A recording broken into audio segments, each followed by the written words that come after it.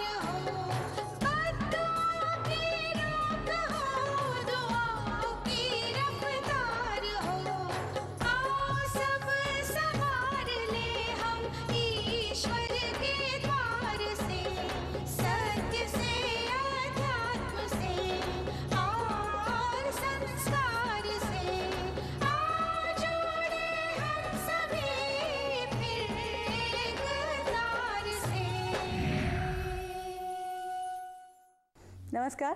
कार्यक्रम में एक बार फिर हम और आप साथ साथ हैं। साथ बैठकर कुछ दिल की बात करते हैं, कुछ ज़िंदगी की बात करते हैं। और अब इस सफ़र में जब साथ साथ चल रहे हैं तब ये बात समझ में आती है कि वो बातें जो अब तक हमने सोची थी कि कहीं ना कहीं अध्यात्म से या धर्म से या किसी भी ऐसी बाहरी शक्ति से नहीं जुड़ती हैं, वो बहुत हद तक सॉल्व होती नज़र आ रही हैं।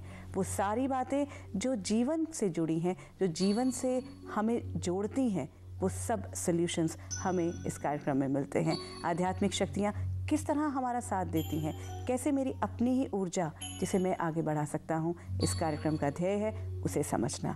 और इस पूरी श्रृंखला में, इस पूरे सफ़र में हमें साथ मिला है एक ऐसी विभूति का, एक ऐसे आध्यात्मिक व्यक्तित्व का जिन्होंने अपना पूरा जीवन समर्पित किया है। आज भी हमारे साथ हैं हिज होलीनेस चामुंडा स्वामी जी। आपका बहुत बहुत स्वागत स्वामी जी। नमस्कार कन्नू प्रिया, जय माता दी, जय भगवान। दोस्तों, जब अच्छे साथी मिल जाते हैं, अच्छे व्यक्ति मिल जाते हैं तो रास्ते आसान हो जाते हैं। आध्यात्मिक सफ़र बड़ा सुंदर सफ़र है आप अकेले का, अकेले ही करेंगे। पर जब हम थक जाते हैं, आपके अनुभव, मेरे अनुभव, दूसरों के अनुभव हमें सांत्वना देते हैं, शक्ति देते हैं। और स्पिरिचुअल विद्या सेंटर का प्रयास है कि आपको वो शक्ति मिले, वो एनर्जी मिले, आप बढ़ते रहें, चलते रहें, थके नहीं, अच्छे मार्गदर्शन के साथ। कैसे बढ़ना है, इसी चर्चा को आगे बढ़ाता हूँ कन्नू जी के साथ। स्वामी जी, क्या कहेंगे आप जब डाउट्स भी आते हैं? कई लोग होते हैं जो बहुत स्ट्रांगली, जैसे आपके अगर जीवन में भी देखें, बार बार डाउट्स थे लेकिन कोई शक्ति थी। तो क्या था ऐसा जो आपको खींचे हुए था, आपको रोके हुए था, आपको आकर्षित कर रहा था? अंतर में एक जिज्ञासा कि सच में क्या होता है, अंतर में एक इच्छा कि मैं लोगों के काम आऊं। मुझे लोग बहुत अच्छे लगते थे तब भी, आज भी बहुत अच्छे लगते हैं। कोई गुरुजी के पास लोग रोते रोते आते, हंसते हंसते बाहर निकलते, 2 मिनट बात करते, 5 मिनट बात करते, निकाल देते। कोई उनको कहता कि आपके दर्शन करने आया हूँ, कहते कर लिए, कहते अच्छा फिर चलो। क्योंकि उनको वक्त की पाबंदी जो है मैं नहीं सीख पाया उनसे। बिल्कुल वक्त को बर्बाद नहीं करते थे, एक एक मिनट को उन्होंने बांध के रखा हुआ था। और फिर कुछ चीज़ें सीखने के लिए उन्होंने मुझे बहुत और जगह भेजा, बाहर भेजा कि ये साधना करनी है तो इस जगह जाके कर, ये साधना करनी है इस जगह जाके कर।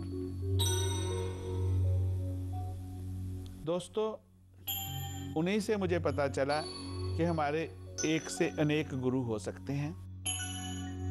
ये बहुत बड़ी बात है। कभी कभी हमें लगता है कि एक गुरु से हमने दीक्षा ले ली, हम 12 साल के थे, 8 साल के थे, आज वो गुरु सशरीर नहीं है। और कभी कभी हमारी आस्था भी उन पे नहीं है क्योंकि हमने देखा नहीं उनको। हमने अपने पिता का कहना मान करके, माता का कहना मान करके, पत्नी का कहना मान करके उनको गुरु बना लिया। तो आपके कुल गुरु हो सकते हैं, उनके आप रोज प्रणाम करें, क्योंकि उनके आशीर्वाद से आपका वंश चला। और जिस साधना में आप जाना चाहते हैं उस क्षेत्र के निष्णात व्यक्ति को चुनिए, क्योंकि प्रत्येक आप वेदांत की शिक्षा चाहते हैं तो किसी वेदांती गुरु से दीक्षा ग्रहण करें। मंत्र की दीक्षा चाहते हैं तो किसी अच्छे सिद्ध मंत्र हस्त व्यक्ति से दीक्षा ग्रहण करें। कहीं तंत्र की साधना चाहते हैं तो तंत्र वाले से ग्रहण करें। ज्योतिष की चाहते हैं तो ज्योतिष वाले से ग्रहण करें। तो आपके जैसे दत्तात्रेय भगवान के कितने गुरु थे, इसी तरह आपके अलग अलग गुरु हो सकते हैं और आप अलग अलग जगह से शिक्षा ले सकते हैं।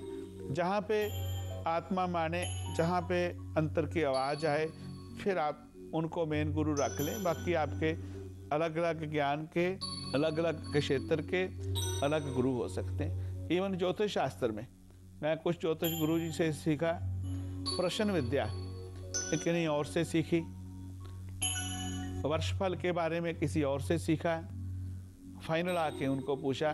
तो इतने मैं कहूँ कि इनोसेंट थे, कहते बेटा इस बारे मुझे नहीं पता, इसके बारे में उन्हीं से पूछ। तो एक आपका एक गुरु जो कंटिन्यूस मार्गदर्शन करेगा और बाकी जो छोटे छोटे आपने एनर्जीज लेनी है। अगर हम देखें गीता में भी तो कृष्ण ने कहा अर्जुन से कि आपको सूर्य से क्या लें, वायु से क्या, जिसके पास जो है उससे वो एस्पेक्ट लेते जाए। तो बहुत सुंदर आज गुरु भी सब कुछ हाजिर रखता है, जहाँ से जो देना है वो आपको समझाता है कि इधर से बेटा ले ले, इधर से ले ले, इधर से ले ले, इधर से ले ले। और गुरु एक आपका ऐसा दोस्त है, आपका ऐसा आपका सखा है, सखी है, जिसके सामने आप बिल्कुल समर्पित होकर कुछ भी कह सकते हैं, कोई भी बात कर सकते हैं। और उसकी जो गाइडेंस है वो बिल्कुल आपके कल्याण के लिए है। और एक बात मैंने कन्नुप्रिया नोट किया जिंदगी में, कहीं कहीं मेरे पास ऐसे केसेज आए कि शिष्या लोगों को गुरु के प्रति शंका हुई कहीं कहीं कि हमारे गुरु हमारे खिलाफ जा रहे हैं। कहीं कहीं ऐसे संतों को भी शंका हुई कि हमारे जो शिष्या हमारे लिए साजिश कर रहे हैं। तो बहुत कष्ट हुआ कि इतने पवित्र रिश्तों में ऐसी ऐसी स्थितियां आ गई। शिष्या को हो जाए तो मान ली बात, क्योंकि शिष्या हो सकता है पूर्ण ना हुआ हो, पर गुरु को ऐसी बात हुई तो बहुत खराब बात है। क्योंकि अगर आम आदमी बेटा कोई क्राइम करे, गलत करे, उसको जो सजा मिलनी चाहिए अगर मैं करूं तो मुझे उससे बहुत ज़्यादा मिलनी चाहिए, और जो मेरे से बड़े आध्यात्मिक पुरुष हैं उनको उनसे भी ज़्यादा मिलनी चाहिए। क्योंकि समझ के साथ हमने कैसे गलत कर दिया, समझ के साथ हमसे कैसे गलती हो गई। स्वामी जी, आपने बताया कि आपके गुरुजी ने जब पंच दिशा के बारे में बता रहे थे तो कई स्टेजेस थी, तो उन स्टेजेस को क्रॉस करने में कितना वक्त लगा और धीरे धीरे वो खुलता गया पूरा राज? कम से कम बेटा 2 साल लगे। अच्छा। तो मैंने आपको बता रहा था कि 79 में एक बहुत बड़ा सूर्य ग्रहण लगा था। तो सूर्य ग्रहण में उस साधना को पूर्ण किया। कब तब से गुरुजी करवा रहे थे। तो साधना में कुछ नियम थे कि कोई व्यक्ति क्रॉस नहीं करना चाहिए इतनी देर बैठे हुए। तो मैं नदी के किनारे कर रहा था, तो मेरे दूर जाना था थोड़ा। मेरे एक बहुत प्यारे दोस्त हैं, मेरे भाई जैसे हैं, वो भी आज अमेरिका में है, कैलिफोर्निया में। उनको मैं कभी नहीं भूल सकता। पूरन सिंह नाम है उनका, मेरे क्लास फेलो, दोस्त, भाई। आज विचारों में फ़र्क भी है थोड़ा। उन्होंने मेरा साथ दिया, उनको आज भी याद होगा। तो बिल्कुल खड़े रहे, बोले तू बैठ भैया, मैं कोई नहीं आएगा इधर, चिंता नहीं करना। और मेरी साधना में सबसे ज़्यादा उन्होंने मेरा साथ दिया। कहीं रात को जाना है, दिन को जाना है, लेके चल पड़ते, बोले चलते हैं, कोई बात नहीं। कोई जड़ी बूटियाँ चाहिए, बोले लेते हैं, लेके आते हैं। तो वो एक जो साथ था, वो एक ऐसा प्यारा साथ आज उसका एहसास होता है। और पंचदिशा यंत्र, उसको सर्वकार्य सिद्धि यंत्र कह सकते हैं। उसके अलग अलग इष्ट देव हैं। दुर्गा जी का पंचदिशा यंत्र है, जिनके इष्ट माता जी हैं उनके लिए अलग है। जिनके इष्ट हनुमान जी हैं उनके लिए अलग है। जिनके इष्ट लक्ष्मी जी हैं उनके लिए अलग है। जिनके इष्ट कृष्ण जी हैं उनके लिए अलग है। तो सब कार्य उससे सिद्ध किए जा सकते हैं। सब कार्य उससे लिए जा सकते हैं। उसके तांत्रोक्त मंत्र हैं, उसके साबरी मंत्र हैं। उसको समेटते समेटते मुझे 5 साल लगे और 5 साल के बाद मुझे बताया मेरे गुरुदेव ने कि बेटा, जब तू 7th क्लास में था और जिस औरत को संतान की प्रॉब्लम हो रही थी, डॉक्टर कह रहे थे उसका बच्चा बचेगा या माँ बचेगी, इसी यंत्र की शक्ति से, इसी यंत्र के आशीर्वाद से वो संभव हो पाया। पर दोस्तों, आप क्या समझते हैं और हम क्या करते हैं, गलती क्या करते हैं? क्या हम सोचते हैं यंत्र बाजार में बिक रहे हैं, ले लेते हैं।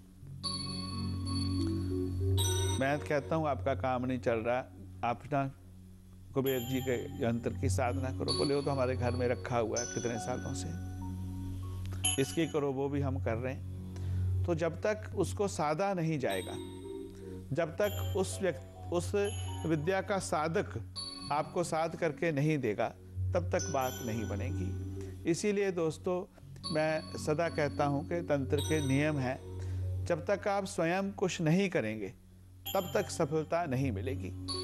इसलिए आप स्पिरिचुअल विद्या से आशा करें कि हम कुछ ना करें और हो जाए, पूरी लाइफ नहीं हो पाएगा। और ऐसी आशा में आप संपर्क ही नहीं करना स्पिरिचुअल विद्या से।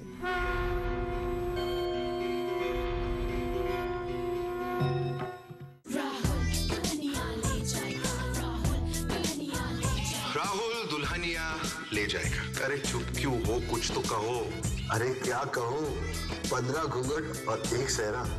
मेरे ख्याल से तो दुल्हनिया ही राहुल को ले जाएंगे। तो कैसे चल रही है स्वयंवर की तैयारी? राम, स्वयंवर नहीं, शादी। जब ठान लिया है ना, दुल्हनिया ले जाऊंगा तो ले जाऊंगा। All the best. स्वयंवर सीजन 2 राहुल दुल्हनिया ले जाएगा, सिर्फ इमेजिन पर। स्वयंवर नहीं, शादी।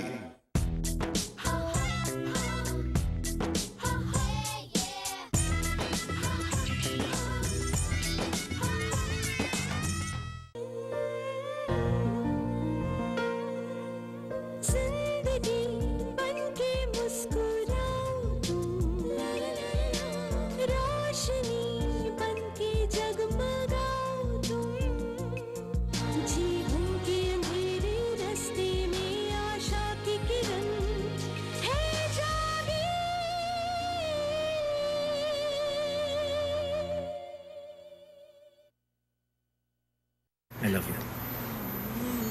क्या? तू मेरी अधूरी प्यास प्यास, तू आ गई मन को रास रास, अब तो तू आजा पास पास, है गुजारिश। इमेजिन ब्लॉकबस्टर गजनी, सिर्फ इमेजिन पर। Is brought to you by All Saints University of Medicine, Aruba. 70 बरस बूढ़ी हो गई है हमारी नजर। अरे का नहीं देखा, पर ऐसा सूखा। घसीटे, बेटी हुई है बेटी। अपने मुंह में निवाला नहीं, ऊपर से एक और भूखी प्यासी जान। हे भगवान।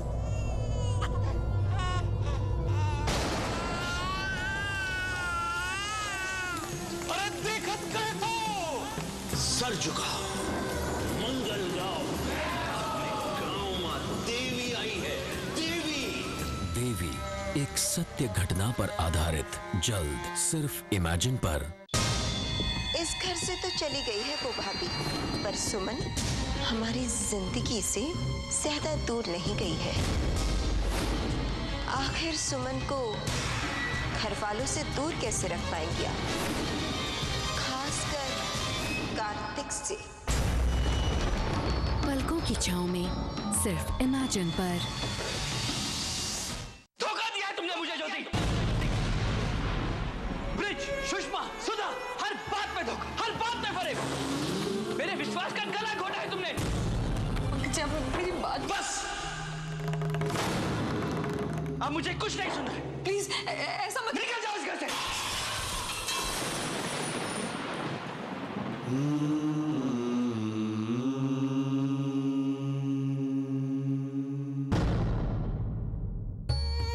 ज्योति सिर्फ इमेजिन पर।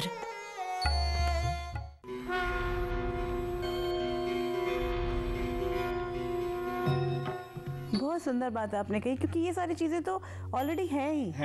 अगर हम वनस्पति की बात करते हैं, जैसे आपने कहा कि ये सब चीजें तो हमें उपलब्ध हैं स्वामी जी, अगर होना होता तो ये अपने आप ही हो जाता, कर देता। तो it's all about energies, we really need to understand. और हमें काम, और उसका सुख भी अलग ही होता है, उसका आनंद दूसरा है। और जब आप साधना करेंगे, मैं आपकी मदद करूंगा, जब मेरे जैसा कोई और दूसरा व्यक्ति करेगा, साथ में दूसरे साधक लोगों की भी जरूरत होती है। कहीं कहीं कर्मकांड वाले पंडित जी लोगों की जरूरत पड़ेगी, कहीं आपको दूसरे साधक लोगों की जरूरत पड़ेगी, कहीं आपको परिवार वाले लोगों की जरूरत पड़ेगी, कहीं, क्योंकि एक सबके सहयोग से, सबके आशीर्वाद से बात बनेगी। आप कहते हैं मैं अकेला ही कर रहा हूँ, तो भी नहीं हो पाएगा। हाँ, अकेले कर पाएंगे।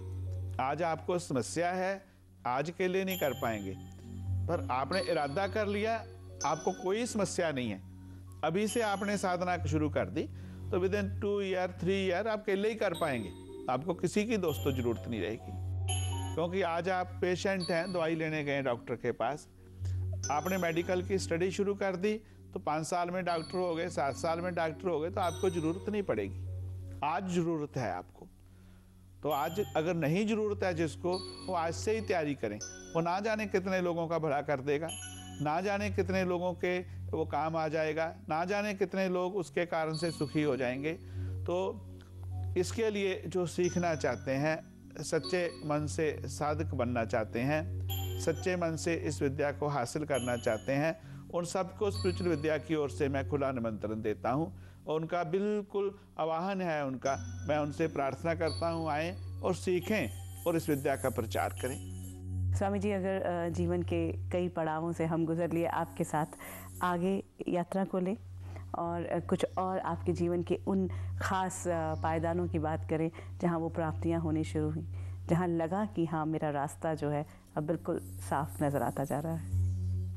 ऐसे ही मैं पढ़ता रहा, पढ़ने के बाद एक टीचर ट्रेनिंग किया नवा शहर से, उसको उस ज़माने में B.Ed जैसी ट्रेनिंग है, टीचर ट्रेनिंग, BT जिसे कहते हैं, उसे OT कहते थे। अच्छा, आज पता नहीं क्या कहते हैं। तो उसमें एक एग्जाम हो रहा था, शायद टीचिंग ऑफ हिंदी सब्जेक्ट था। तो उसमें एक क्वेश्चन था 60 नंबर का, 100 नंबर का टोटल होता था, 3 प्रश्न थे, 20, 20, 60। तो शायद तुलसीदास जी के बारे कोई क्वेश्चन था। तो टीचिंग ऑफ हिंदी में ऐसा तो नहीं कि उसमें सब्जेक्ट से आएंगे, कहीं से भी कोई टीचिंग ऑफ हिंदी बहुत बड़ी बात है ना, कहीं से कुछ आ सकता है। कि आज समझ आती, उस टाइम नहीं आती थी। हम शायद 20 स्टूडेंट थे, तो देखा किसी को वो क्वेश्चन नहीं आ रहा। ये दोस्तों मेरे साथ चमत्कार हुआ। मैं सोचा क्या करूं कि नहीं आ रहा। तो दोस्तों, मैंने ट्रेनिंग बड़ी मुश्किल से की। घर में इतने पैसे नहीं थे कि एक बार फेल हो जाता और दोबारा ट्रेनिंग कर पाता, क्योंकि एक गिनती थी कि इतने महीनों में ट्रेनिंग पूरी हो जाएगी और मेरी नौकरी शुरू होगी और मुझे घर को चलाना है। एक दायित्व था मुझ पर, जिम्मेदारी थी, उसका एहसास था। प्रार्थना किया माता जी से, भगवान से, ईश्वर कोई कृपा कर, पर जब आता नहीं तो कहाँ से कृपा हो। वो टीचर हमारे बहुत अच्छे थे, आशा शर्मा उनका नाम है, आज भी उनके प्रति बहुत रिस्पेक्ट है, बहुत इज्जत है। वो कहती हैं आप कुछ भी कर लो, एक दूसरे से हेल्प लेके कर लो, तो सब नौकरी करने वाले हो। उनको भी साहस था कि गरीब घरों के बच्चे हैं। करते रहे, देखा, इतने में कुछ मेरे मन में हुआ, मैं लिखने लगा। लिखने के बाद बच्चों ने भी लिखना शुरू किया। आसपास में 3 घंटे थे, हमें 5 घंटे भी मिल गए। पर मैं इतना परेशान था कि 1 बजे 2 बजे एग्ज़ाम ख़त्म हुआ। मैंने बस ली, गुरुजी के पास रात तक पहुंच गया। जब पहुंचा हूं तो मुझे उन्होंने कहा कि बेटा इसमें 68 या 78 नंबर आएंगे तुम्हारे। जाते ही कहने लगे, बोले तुलसीदास जी का क्वेश्चन तुम्हारा ठीक है, चिंता नहीं कर। मैं सोचा किसी यूनिवर्सिटी वाले ने बताया होगा, कोई होगा उनका, पर तब तो टेलीफोन भी नहीं थे। अगर लेटर से बताया तो मुझे बताना चाहिए था उनको। बात ख़त्म हो गई। तो मैं सोचा चलता हूँ, जो लास्ट एग्ज़ाम था मेरा। तो एग्ज़ाम के बाद एक नियम होता था कि अब जब आपको कॉलेज से रिलीव करते हैं तो वहाँ पे तब एम्प्लॉयमेंट एक्सचेंज जैसा सिस्टम था, उसमें नाम रजिस्टर कराते थे। तो मैं बिना रिजल्ट आए नाम रजिस्टर कराने गया, जाने लगा तो बोले बेटा मेरे से मिल के जाना।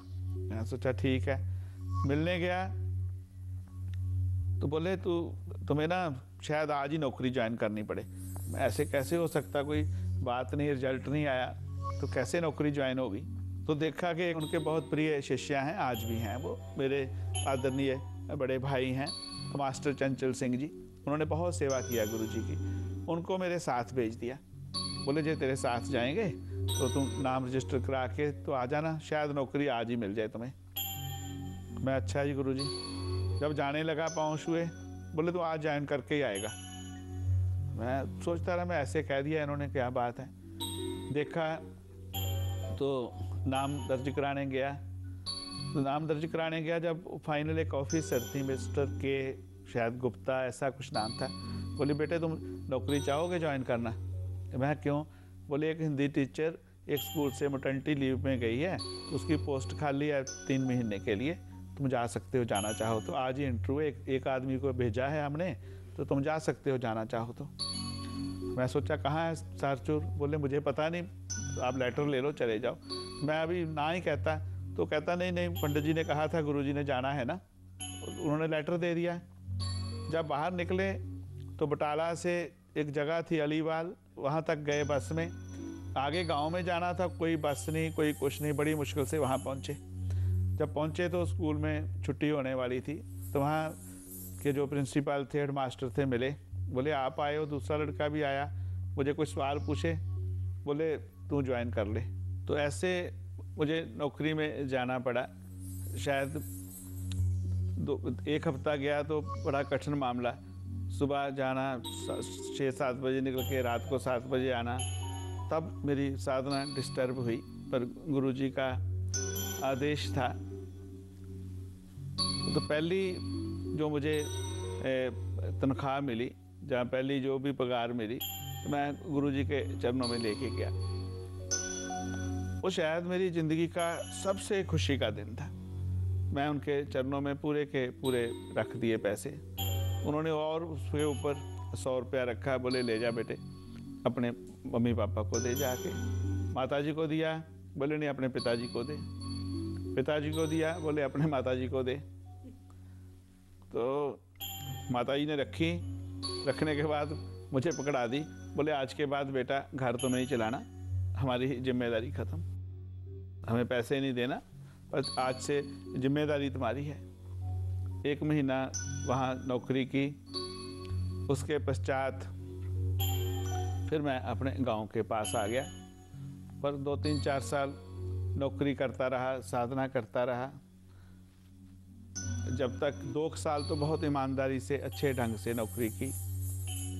बच्चों से प्यार हो गया, होने लगा, आज भी है। जैसे पहले आपको बताया कि कनाडा में मुझे बच्चा पड़ा हुआ मिला, ऐसे न्यूयॉर्क में शुरू में गया। जब मैं 98 में गया हूँ तो वहाँ भी एक स्टूडेंट मेरा मिला मुझे, तो उसने बहुत प्यार दिया मुझे, शुरू से लेके आज तक मेरे पास आते रहे, मिलते रहे। तो फिर देखा कि मेरे पास ज्योतिष वालों की भीड़ बढ़ने लगी। स्कूल में जाऊं तो वहाँ भी आ जाएं, वहाँ अपॉइंटमेंट सिस्टम तो होता नहीं था। घर आऊँ वहाँ भी आ जाएं। फिर एक दिन निश्चय किया कि नहीं, मैं छोड़ दूँ नौकरी को। तो धीरे धीरे छोड़ दिया। फिर कुछ ऐसी स्थितियाँ हुई, हालात हुए, कुछ पंजाब के हालात सब जानते हैं, बहुत ख़राब हुए। तो तब मेरी कर्म भूमि बन गई गुजरात। तो ऐसा कह सकता हूँ, जन्मभूमि पंजाब, साधना की भूमि हिमाचल, राजस्थान और कर्म भूमि गुजरात।